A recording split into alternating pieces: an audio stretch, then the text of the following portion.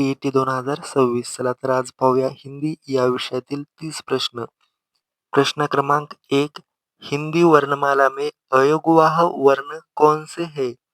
पर्याय क्रमांक 1 अ, आ, इ, ई, उ, का, आह. पर्याय क्रमांक 4 आह यास अयोगवाह वर्ण असे म्हणतात. पुढील प्रश्न. निम्न शब्दों में से कौन सा विशेषण अविकारी है? चमकीला, हरा, सुडौल का झूठा. कौन सा विशेषण अविकारी है? पर्याय क्रमांक 3 सुडौल. यह विशेषण अविकारी है. इनमें से तात्कालिक वर्तमान का उदाहरण कौन सा है? वह जाता है, वह जा चुका है, वह जा रहा है, वह जाता होगा. वह जा रहा है. पर्याय क्रमांक 3. आज आपण पाहत आहोत हिंदी या विषयातील तयारी 30 पैकी किती येतात हे तुम्ही पाहू शकता. पुढील प्रश्न. अव्ययीभाव समास का उदाहरण है दिनकर, दिन दिन, शुभ दिन का दिनांत. अव्ययीभाव समास का उदाहरण है. पर्याय क्रमांक 2 दिन दिन. हे अव्ययीभाव समास का उदाहरण है. त्यानंतर पुढील प्रश्न. निम्नलिखित में से मिश्रित वाक्य कौन सा है? पुढील पैकी मिश्र वाक्य ओळखा. पर्याय क्रमांक 3 जो व्यक्ति यहाँ आया था उसे पुलिस ने पकड़ लिया. पर्याय क्रमांक 3 मिश्रित वाक्य है. पुढील प्रश्न. निम्न में से संयुक्त वाक्य कौन सा है? जब जब भी तुम आया तब तब तुम नहीं मिल सके. पर्याय क्रमांक 2 मुझे बताओ कि तुम्हारा भाई कहाँ है. पर्याय क्रमांक 3 राम ने रावण को मारा और कृष्ण ने कंस को मारा. या ठिकाणी और आलेले आहे म्हणून ते संयुक्त वाक्य. पर्याय क्रमांक 3. हिंदी वर्णमाला में वर्णों की कुल संख्या है 52, 48, 50, 36. हिंदी वर्णमाला में वर्णों की कुल संख्या है. आपण फक्त प्रश्नांची तयारी घेत आहोत त्यामुळे लँग्वेज किंवा स्पष्टीकरण असावे असे काही नाही. पर्याय क्रमांक 1 हिंदी वर्णमाला में वर्णों की कुल संख्या 52. किस वाक्य में विराम चिन्हों का प्रयोग सही है? वाक्य आणि विरामचिन्ह हे तुम्ही योग्य पद्धतीने पहा. तर पुढीलपैकी कोणत्या वाक्यात विरामचिन्हों का प्रयोग सही है? पर्याय क्रमांक 4 या वाक्यामध्ये विरामचिन्हाचा योग्य उपयोग केलेला आहे. त्यानंतर पुढील प्रश्न. हिंदी साहित्य के इतिहास में स्वर्णयुग किस काल को कहा जाता है? भक्ति काल, रीतिकाल, आदिकाल का आधुनिक काल. स्वर्णयुग किस काल को कहा जाता है? स्वर्णयुग भक्ति काल को कहा जाता है. विकल्प नंबर 1. चंद्रगुप्त नाटक के लेखक निम्नलिखित में से कौन है?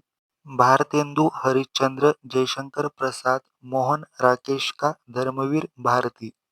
पर्याय क्रमांक 2 जयशंकर प्रसाद चंद्रगुप्त नाटक के लेखक. यथाशक्ति शब्द में कौन सा समास है? यथाशक्ति शब्द में कौन सा समास है? तत्पुरुष, अव्ययीभाव, बहुव्रीहि का द्वंद्व समास.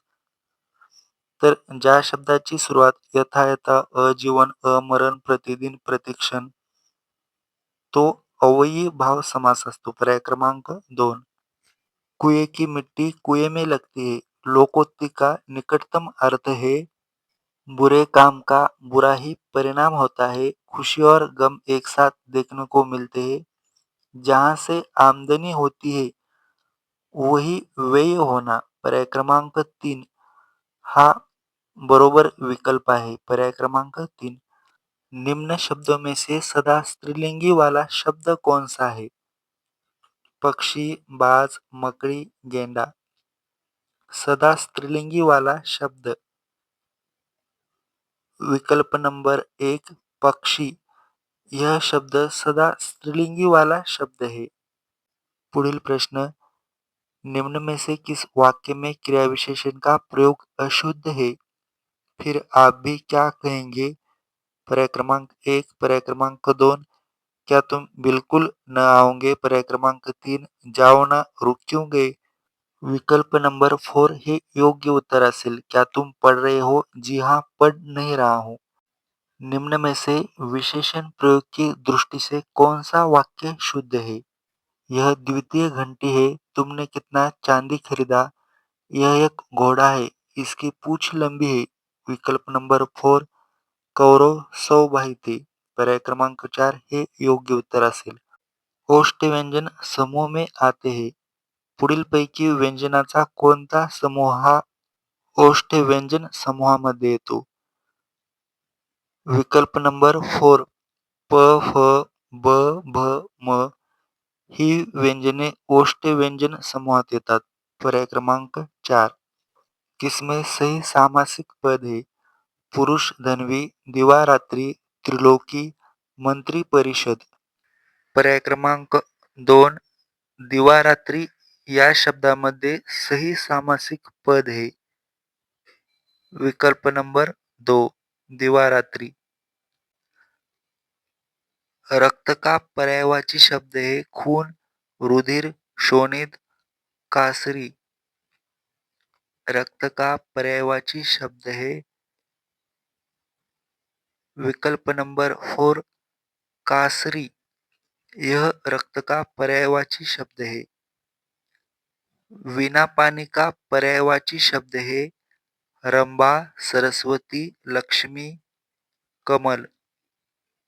वीणा पानी का पर्यायवाची शब्द है विकल्प नंबर 2 सरस्वती. आपण पाहत आहोत स्टडी देवांश चॅनल.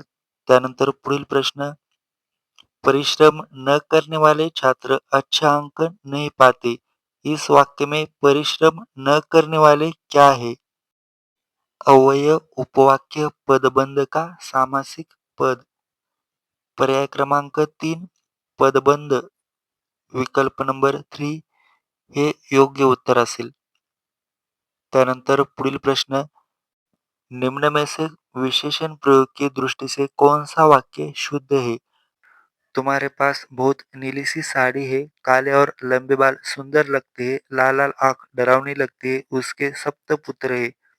विकल्प नंबर 2 काले और लंबे बाल सुंदर लगते हैं.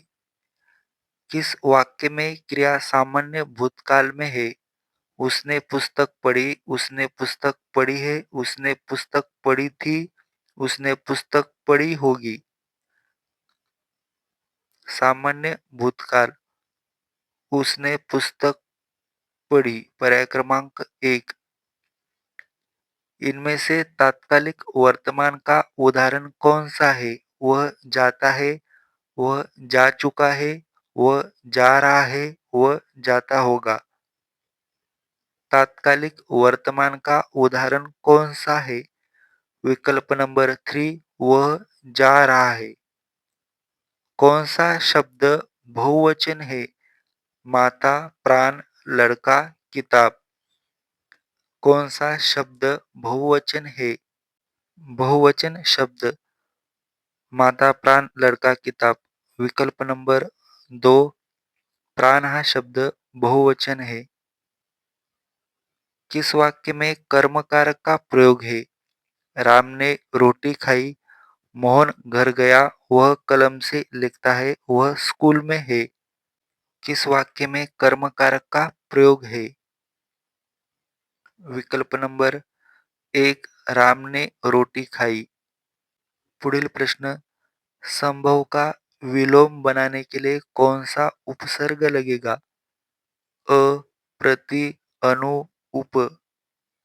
संभव का विलोम बनाने के लिए असंभव.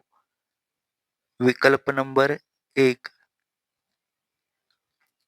परि उपसर्ग में कौन सा शब्द जोड़े जिससे उसका अर्थ छोड़ना हो जाए?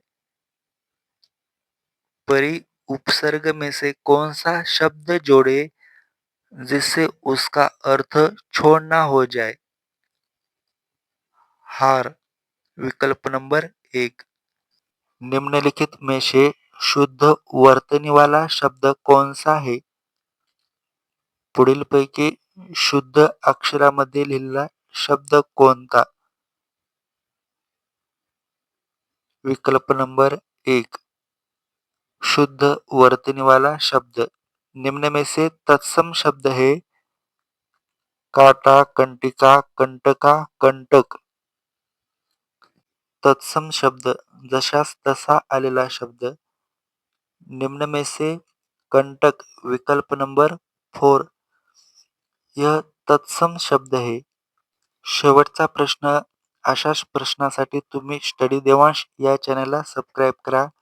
निम्न में से वर्तनी की दृष्टि से शुद्ध शब्द है. निम्न में से शुद्ध शब्द है विकल्प नंबर 1 साधुवाद.